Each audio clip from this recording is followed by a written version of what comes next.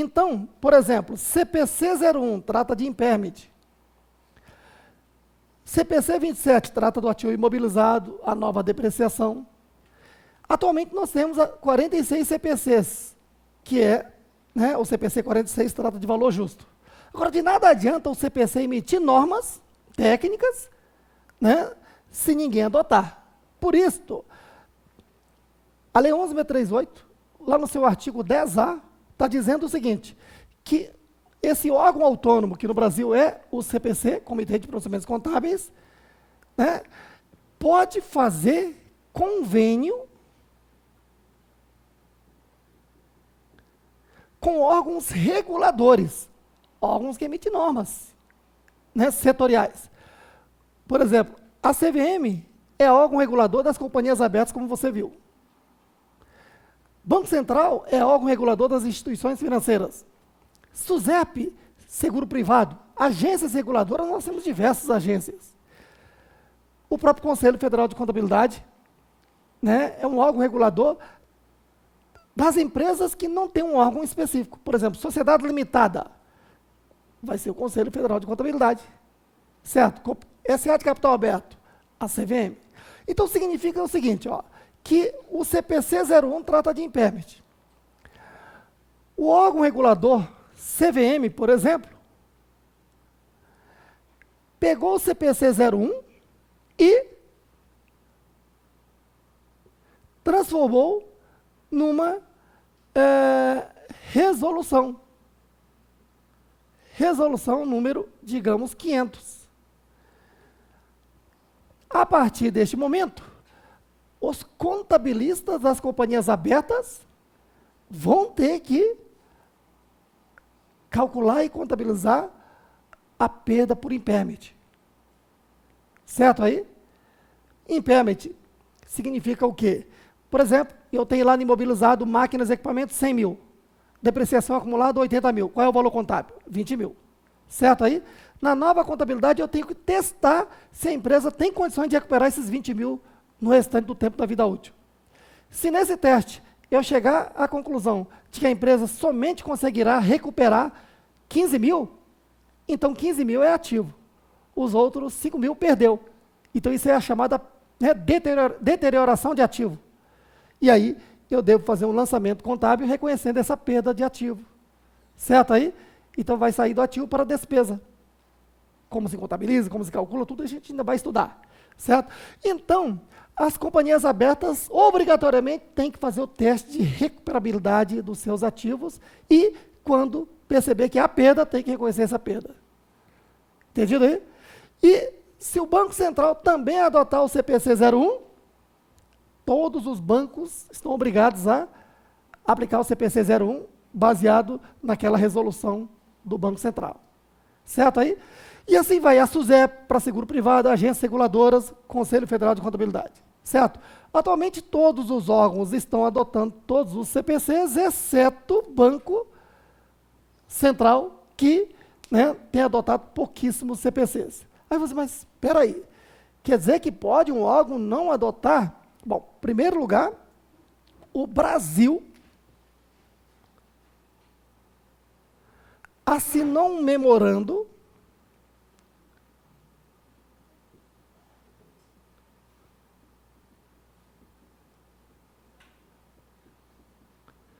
porque todo o processo de convergência contábil internacional funciona assim. O órgão maior daquele país, no caso brasileiro, é o Conselho Federal de Contabilidade. Certo? Então, o Conselho Federal de Contabilidade, representando o Brasil, assinou um memorando junto à presidência do IASB, de que o Brasil entrou no processo de convergência contábil internacional autorizado por uma lei aprovada em Congresso Nacional. Certo aí? E que, nesse processo, como se faz em qualquer outro lugar do mundo, nós criamos um órgão autônomo que vai pegar as normas internacionais e transformar em normas brasileiras. Certo? Com toda a adaptação. E aí, os órgãos reguladores no Brasil podem fazer um convênio e adotar essas normas. Como o Brasil está participando do processo de convergência contábil internacional, via de regra, o certo é os órgãos adotarem todas as normas. Mas, pelo que está na lei, o órgão regulador, a seu critério, pode adotar todo ou parcialmente a norma. Então, por isso, se você é contabilista de uma SA de capital aberto, né, você vai aplicar não é o CPC 01, você vai aplicar a resolução 500, por exemplo, que o número é hipotético que eu coloquei. Certo? Por quê? Porque você tem que saber se ele adotou 100% o CPC 01 ou não. Tá ok? Aí você, mas por que o Banco Central está tendo dificuldade de adotar as normas se fez o convênio? Vocês estão lembrados que lá na década de 90 aconteceram as chamadas quebra de bancos no Brasil? Estão lembrados dessa época ou ainda não tinha nascido? Bom, né, aconteceram quebras de bancos no Brasil. Certo aí? Naquela oportunidade, na década de 90, o governo, corajosamente, adotou o quê? Que o governo compraria a parte podre do banco.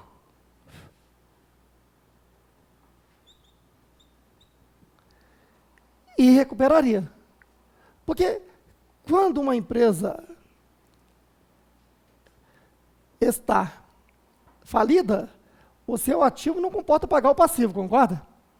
Então aqui eu tenho um PL negativo, então a empresa está no fundo do poço, não é isso? Então é necessário alguém retirar do fundo do poço. O que é necessário? Injetar dinheiro para que esse PL se torne nulo ou positivo. Então a banda podre é essa aqui, que é esse PL negativo aqui. Então coube ao governo o quê? Injetar dinheiro aqui, ó. Certo aí? E assim aquele banco que morreria fica recuperado. Certo? E aí teve toda aquela discussão nacional. Né? Oposição, situação e etc. E muitas críticas, e só o tempo poderia provar quem estaria certo.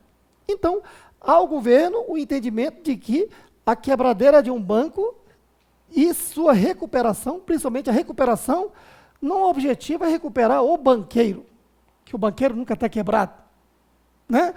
Mas recuperar a instituição. E qual é importante recuperar a instituição? Porque quando um banco quebra, quem perde são os correntistas. Há um caos social. A população é que perde. Né? Recuperar um banco é não permitir que o correntista tenha esse prejuízo. Certo? Para não ter uma cadeia de prejuízo no país. Isso era muito discutível na época. Né? Mas, agora, em 2008, veio a crise internacional, não é isso? Quebra de bancos, o quê? Estrangeiros. Estados Unidos, Europa, estão lembrados? E aí, o que o presidente do Banco Americano disse? Que se os Estados Unidos tivesse tomado o remédio que o Brasil tomou lá na época, a crise mundial não teria acontecido. Isso foi público. Isso é a prova de que a adoção, a medida adotada no Brasil foi adequada. Certo? E, paralelamente a isso, o que o Brasil tem investido? Investido em reforçar as normas de fiscalização das instituições financeiras por meio do Banco Central. Às vezes as pessoas depreciam muito o país pelo que acontece, mas algumas coisas são avançadas no país. Por exemplo, né, as instituições financeiras brasileiras são sólidas, porque nós temos um Banco Central forte nesse sentido aí. Por exemplo, a norma do Banco Central exige que as instituições financeiras constituam provisões para dar na contabilidade o real reflexo do patrimônio de um banco. Sabiam disso? E isso criado lá em 96, a partir do saneamento do Banco do Brasil que aconteceu. Certo? Naquela ocasião, o Banco do Brasil tinha um patrimônio líquido de quanto? 24 bilhões. Né? Paralelamente, o Bradesco tinha quanto? 4 bilhões e meio.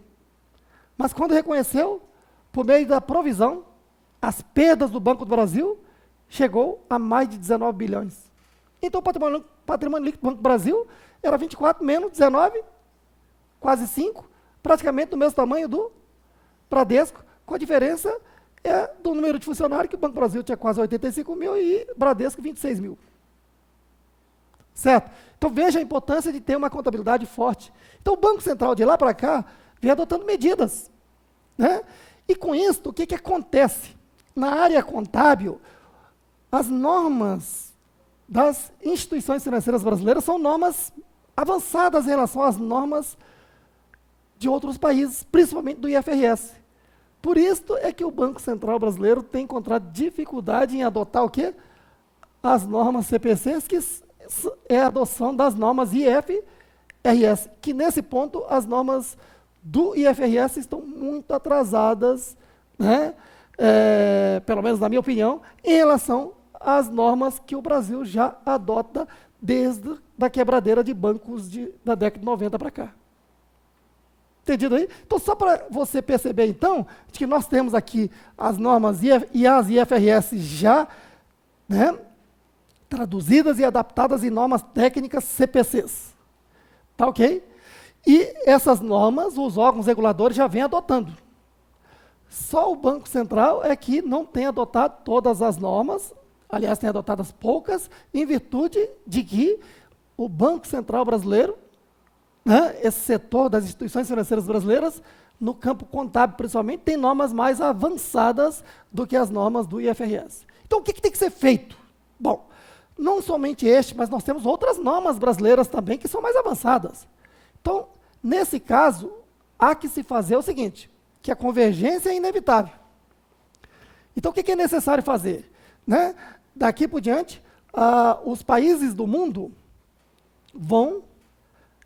Se você quer criar uma norma e faz parte do processo de padronização, né, você não pode criar uma norma e já sair adotando. O que aquele país tem que fazer? Né? Se o Brasil tem uma norma boa, ou criou uma nova norma que ainda não existe no IFRS, o que nós temos que fazer?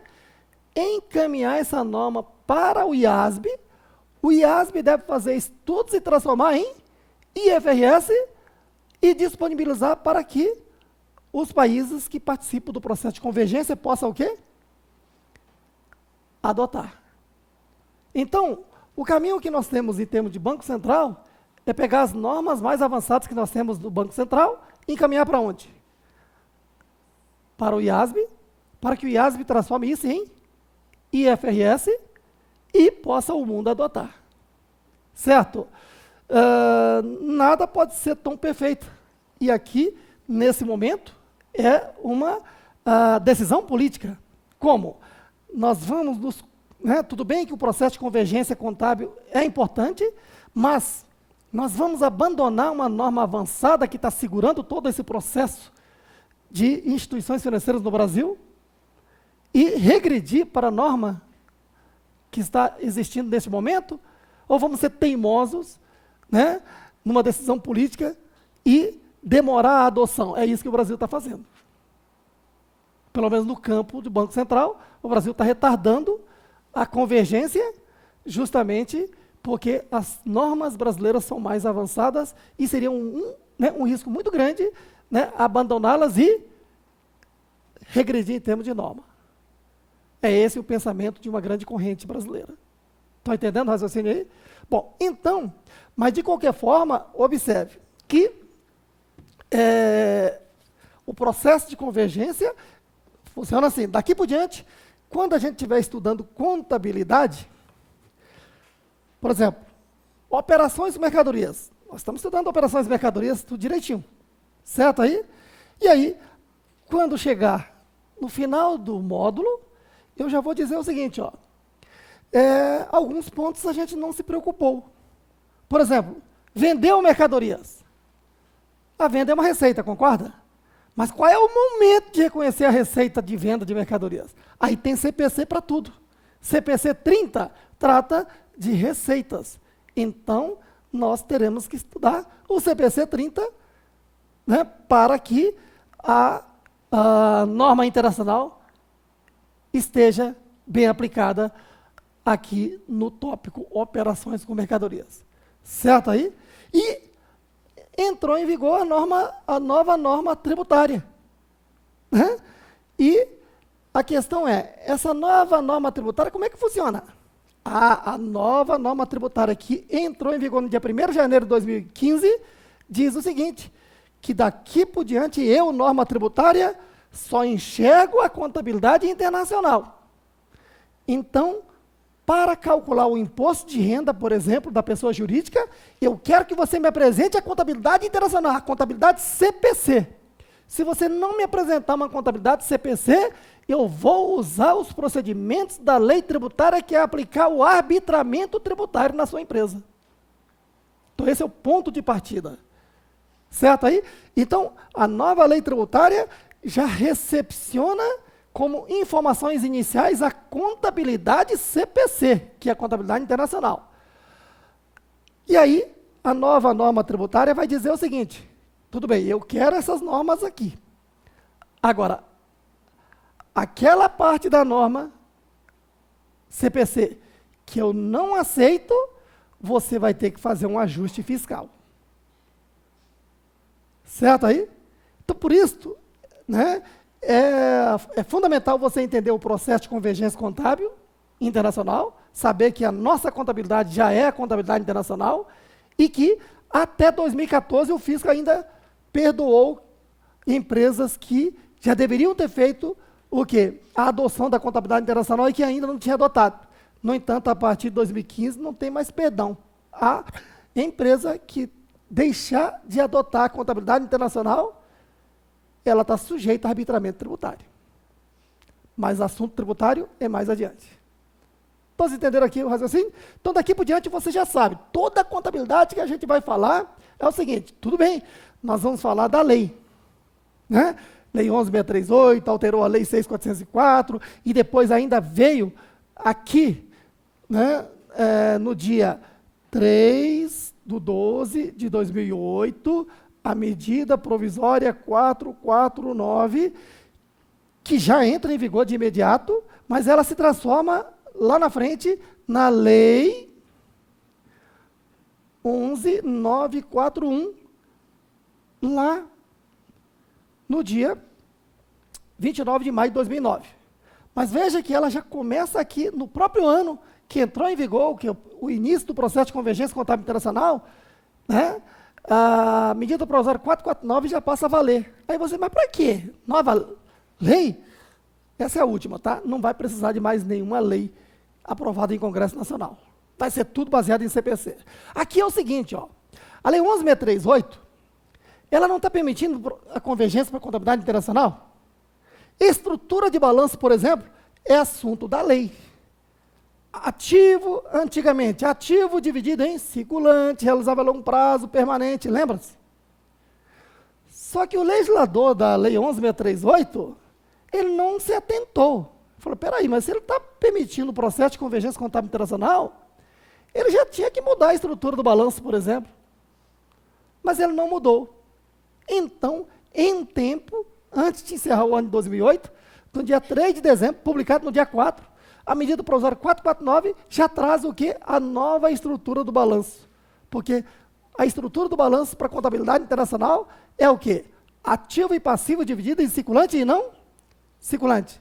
E aí, então, a medida provisória 449 já dividiu o ativo em circulante e não circulante, o passivo em circulante, não circulante e IPL. Certo aí? Então, esse é um procedimento. Outro procedimento, já falaremos, né, depois do intervalo, esse assunto aqui é o seguinte, ó, a medida provisória 449 já está entrando em vigor a partir de 2008, tá vendo? Muito bem, um detalhe importante, ó, a partir de 2008, estou vivendo contabilidade internacional. Com esses novos critérios, vão surgir novas receitas e novas despesas que não existiam na contabilidade antiga. O que fazer com essas novas receitas e novas despesas? A receita é tributável? A despesa é dedutível? O lucro é tributável? Né? Então, a Lei 11.638, lá no artigo 177, criou o parágrafo 7º, que diz o quê? Que as receitas e despesas oriundas dos novos critérios contábeis não terão efeito tributário. Se for receita, não é tributável, e se for despesa, não é dedutível. Certo aí? E aí, a medida provisória 449, o governo, em tempo, ficou pensando, peraí, né? Quer dizer que essas novas receitas não podem ser tributadas? E o governo disse, tá bom, eu vou colaborar. Porque se eu tributar, as empresas vão fugir do processo de convergência e o Brasil não vai conseguir o objetivo maior, que é participar da padronização. Então, né, a medida provisória 449 disse, tá bom, continua aceitando a não tributação. Certo? E aí criou o RTT, Regime Tributário de Transição. Certo? Mas tem uma sutileza criando o artigo 5º, né, 15º, onde, né, aquilo que estava lá prometendo que os novos critérios não seriam tributados eternamente, até que saia a nova lei, essa nova lei está criando uma brecha para poder tributar no futuro. E aí, recentemente, veio a medida provisória 627, lá no dia 12 de novembro de 2013, que no dia 15 de abril de 2014 transformou-se na Lei 12.973, que entrou em vigor no dia 1º de janeiro de 2015. É isso que falaremos depois do intervalo, então. Certo? Muito bem. Entendemos aí o processo de convergência contábil internacional e como o Brasil vive agora a contabilidade internacional. E vamos agora partir para a segunda etapa, que é entender a legislação tributária brasileira, a antiga e a nova. Bom, o sistema de tributação das pessoas jurídicas no Brasil funciona assim. As empresas vão estar num desses regimes de tributação. Simples nacional, lucro presumido, lucro real e lucro arbitrado. Certo aí? Na verdade, até 1996, nós só tínhamos o lucro presumido, lucro real e lucro arbitrado. E, a partir de 97, surgiu o Simples. E esse Simples evoluiu para o chamado Super Simples ou Simples Nacional a partir de 2007, que é este aqui. Bom, a ideia é esta. Segundo a Constituição Federal, a tributação no Brasil tem que ser o quê? Progressiva. Quem ganha menos, paga-se menos. Quem ganha mais, paga-se mais. Tanto para a pessoa física como para a pessoa jurídica. E aí, se você abrir uma empresa pequenininha, microempresa, começa pagando menos, está no Simples Nacional. E se ela crescer um pouco mais, paga-se um pouco mais, vai para a empresa de pequeno porte. E se crescer mais, se torna uma média empresa, paga pelo lucro presumido. E se tornar uma grande empresa, vai pagar pelo lucro real. Certo? Então, veja aqui, o Simples Nacional é uma figura que não existia. Passou a existir a partir de 97 como Simples, só para tributo federal, e depois, a partir de 2007, incluiu-se aí também os tributos estaduais e municipais. Então, acompanhe. A primeira coisa que tem que ser verificada aqui é o seguinte, ó. O que difere o Simples Nacional dos demais regimes? Porque, como eu disse, antes, inclusive, da nova Constituição, não existia Simples Nacional. Era tudo lucro presumido, lucro real, lucro arbitrado. E as chamadas microempresas eram isentas, simplesmente. Certo? Bom, e aí a Constituição está dizendo que as pequenas empresas têm que receber tratamento diferenciado. Essa é a palavra-chave, diferenciado. Diferenciado quer dizer o quê? Que ela tem que ter uma lei própria. E tem a Lei Complementar 123 de 2006. Tá ok? Bom, tem que ser desburocratizado. Quer dizer, várias ações têm que ser colocadas na lei para simplificar a vida do pequeno. Então, o fisco entende que ter uma contabilidade é muita burocracia, e de fato é. Então, quem está no Simples Nacional, você vai ver já já, que está dispensado de uma contabilidade para prestar conta ao fisco. Bastando escriturar o livro caixa. Certo? Bom, então, o Simples Nacional recebe tratamento diferenciado, desburocratizado e acessível, ou seja, o mais barato de todos. certo? Bom, então, o que difere o Simples Nacional dos demais? Está aqui. Simples Nacional versus outros regimes de tributação ou antigos regimes de tributação. Bom, primeiro, esses outros regimes, lucro presumido, lucro real, lucro arbitrado, como é que funciona? A tributação é individualizada. Como assim? Eu tenho que pegar a lei do imposto de renda, calcular o imposto de renda e preencher uma guia e recolher. Tem que pegar a lei da contribuição social sobre o lucro, calcular essa contribuição, preencher outra guia e recolher, e assim fazer com PIS, COFINS, INSS patronal, IPI, ICMS e ISS. Quer dizer, tem que calcular tributo por tributo, aplicando a lei específica do lucro presumido, lucro real e lucro arbitrado. Certo? Então veja o trabalho que dá.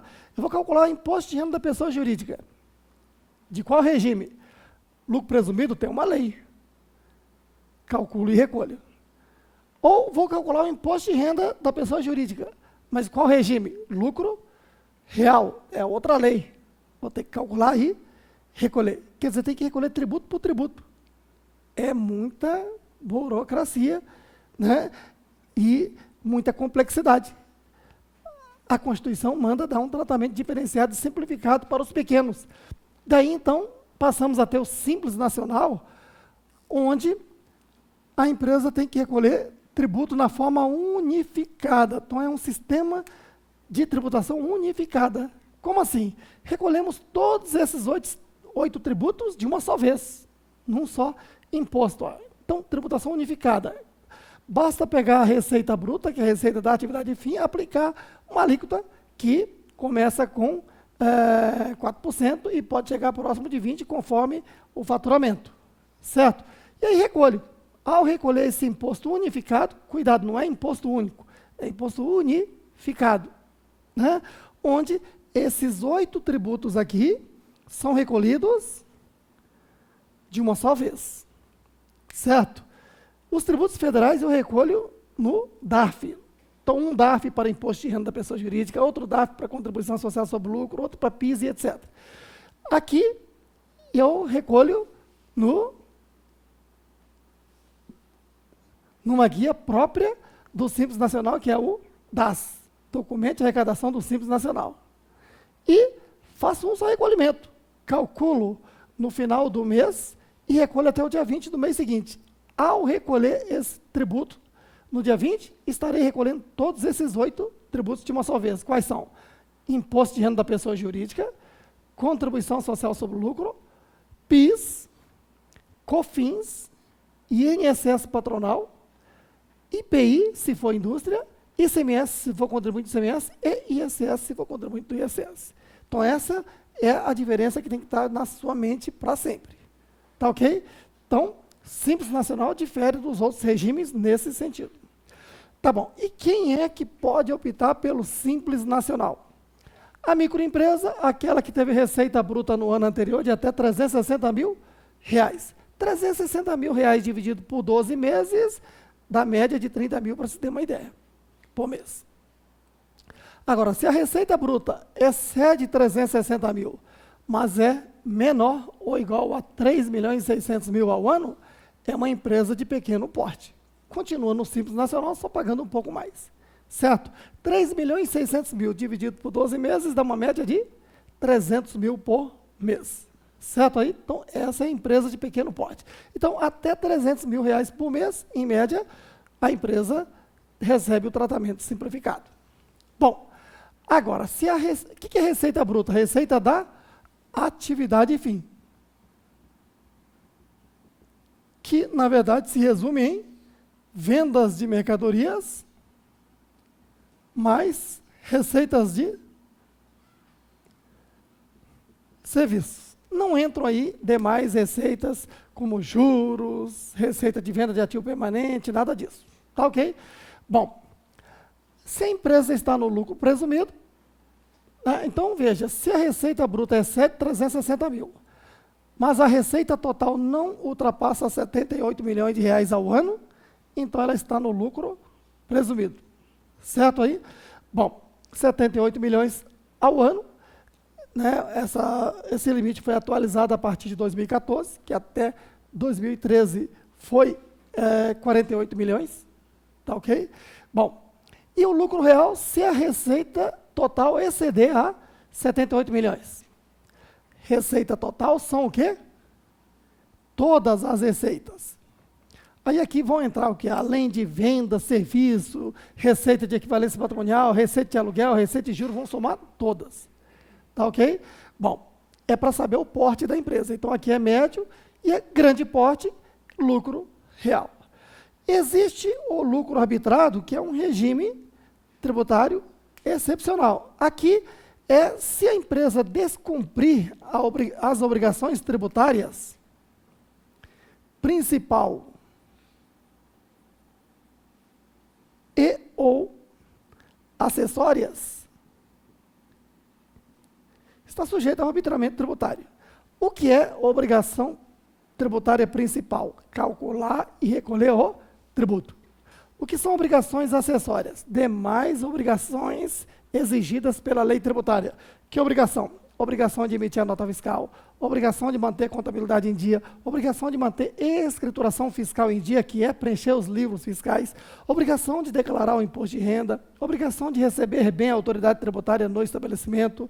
Então, são obrigações acessórias. Então, se uma empresa descumpre a obrigação acessória, o auditor da Receita Federal do Brasil pode arbitrar o lucro da empresa e tributar.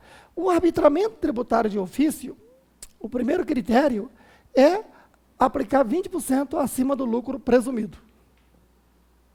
Certo aí? Já é um peso. Tá? E, se não for possível identificar essas receitas, porque a empresa não emite nota fiscal e etc., há outros critérios. Calcular em cima da folha de pagamento, em cima do capital, certo? Em cima do aluguel. Então, há outros critérios que estudaremos no capítulo próprio. Bom, esse é o mais comum. A empresa descumpre a obrigação tributária e o fisco vai lá e arbitra. É arbitramento de ofício. Mas isso aqui é um regime. Então, a empresa pode opcionalmente optar por esse regime também. Então, por exemplo, a empresa não vem pagando tributo. E ficou 3 anos sem pagar, teve a sorte de não ser fiscalizado. E aí, ela própria faz o seu auto-arbitramento e oferece a tributação, paga ou perde parcelamento. Certo? Ou, em certas circunstâncias, a empresa pode optar pelo lucro arbitrado. Quer ver? A partir de 2008, né, pelo decreto 6.022, foi instituído o SPED, Sistema Público de Escrituração Digital. A gente vai ver isso na aula de amanhã aqui. Então, o que acontece? A empresa faz uma contabilidade, certo? E envia essa contabilidade online, né, ao plano de contas referencial que o governo tem. Então, eu faço a contabilidade aqui na minha empresa pelo meu plano de contas. Aí existe um grande software da Receita Federal do Brasil, né, e lá já tem um plano de contas que o governo quer que as minhas informações sejam transmitidas para lá. Então, eu chamo uma pessoa de TI e adapto a minha contabilidade ao que está no SPED. E vou transmitir, enviar essas informações. Certo aí? Bom, então, o que acontece?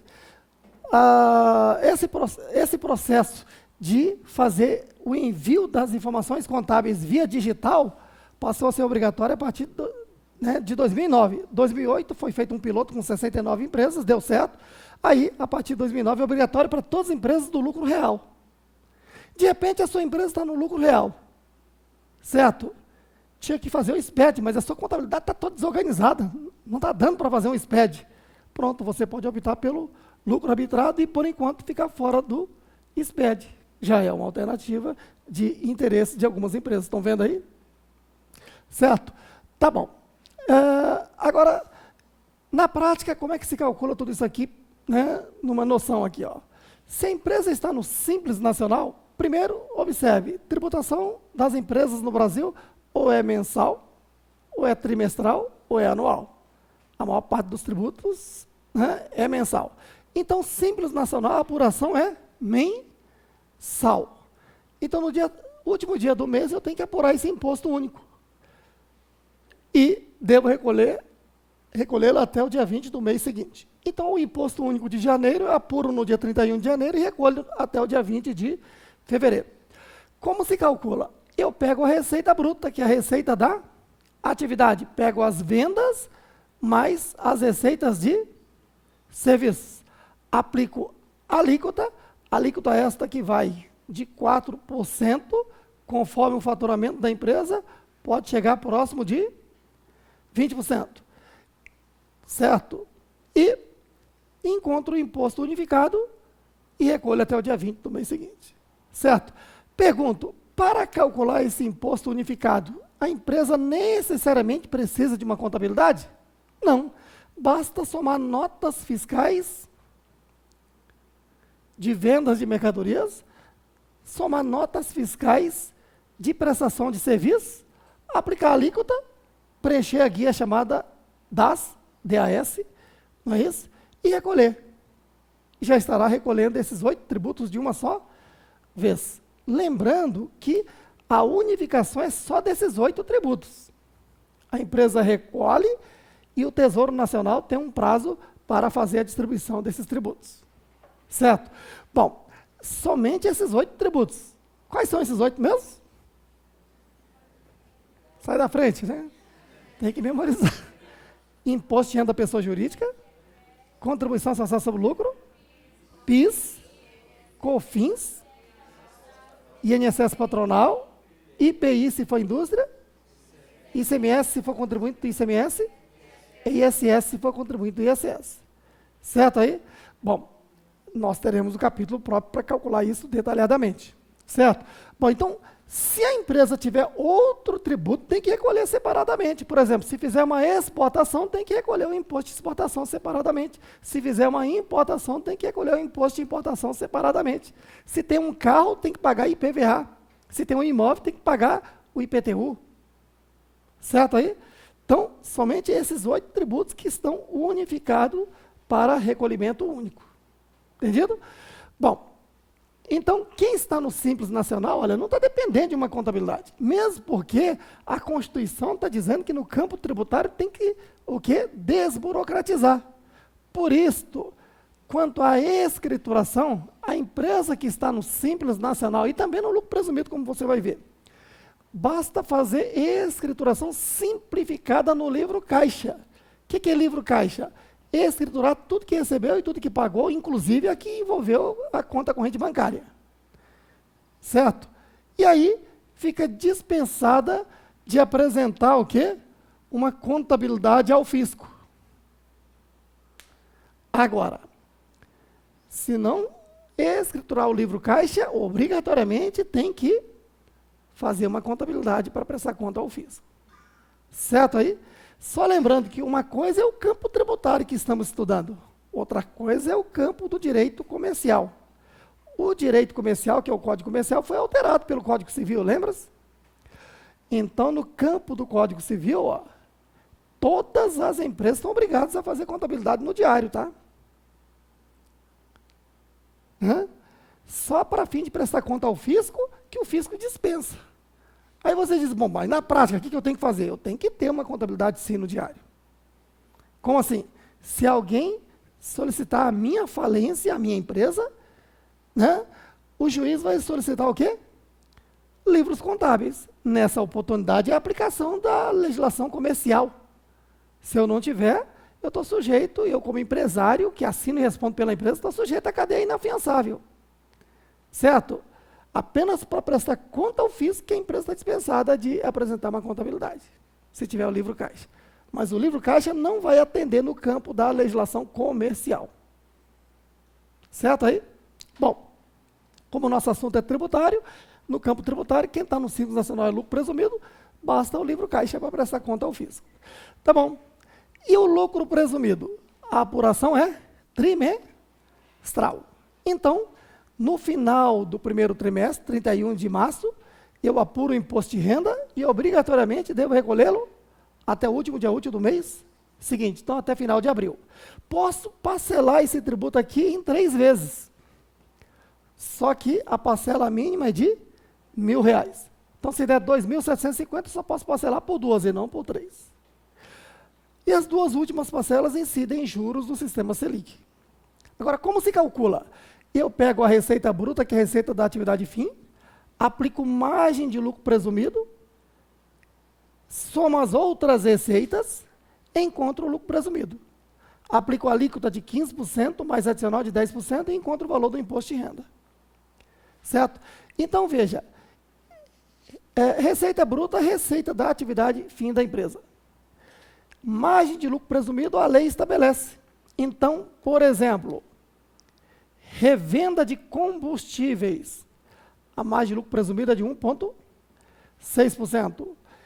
Outras vendas,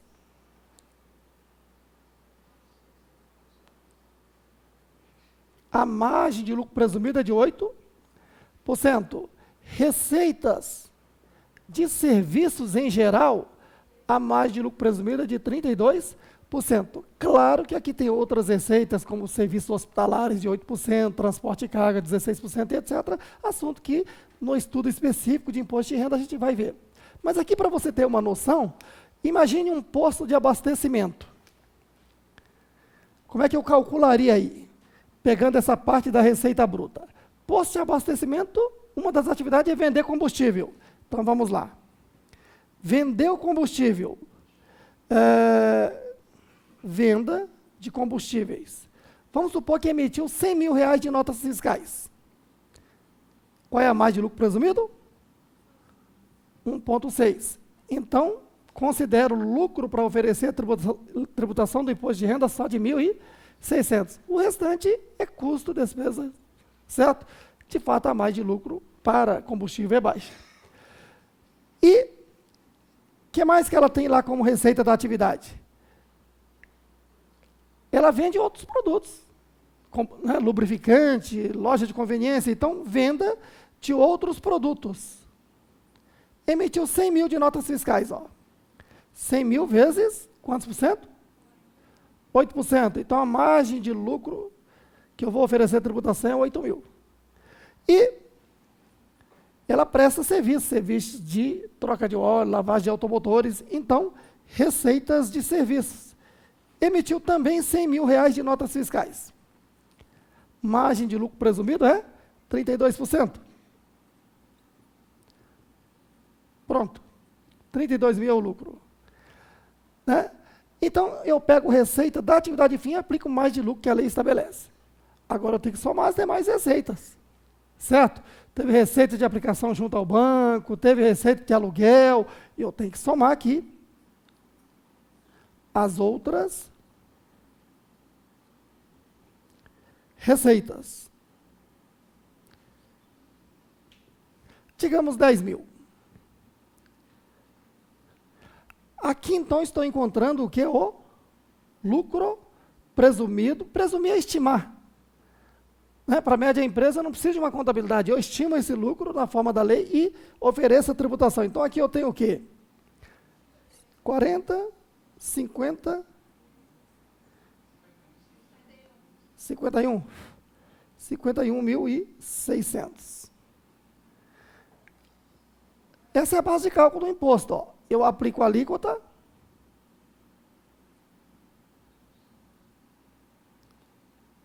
%, e encontro o valor do imposto de renda da pessoa jurídica. 7.740. Esse valor é que obrigatoriamente tem que recolher até o último dia útil do mês seguinte, ou posso parcelar em 3 vezes. Certo aí? Bom, claro que a gente vai ver na aula de amanhã que se esse lucro presumido ultrapassar 60 mil, a parte que exceder, além dos 15%, tem um adicional de 10%. Certo? Que o tributo é progressivo. Bom, então, veja que no lucro presumido, a empresa, né, é tributada de uma forma simplificada. Eu não precisei de uma contabilidade para elaborar DRE, apurar receita, menos despesa. Bastou pegar a nota fiscal de vendas da atividade fim e aplicar mais de lucro presumido e somar demais receitas. Por isso, a empresa que está no lucro presumido, basta ter escrituração simplificada no livro caixa que está dispensada de uma contabilidade para prestar conta ao fisco. Certo aí? Bom, esse assunto, né, prossegue na aula de amanhã, então vou deixar o quadro nessa posição e amanhã eu continuo. Tá bom?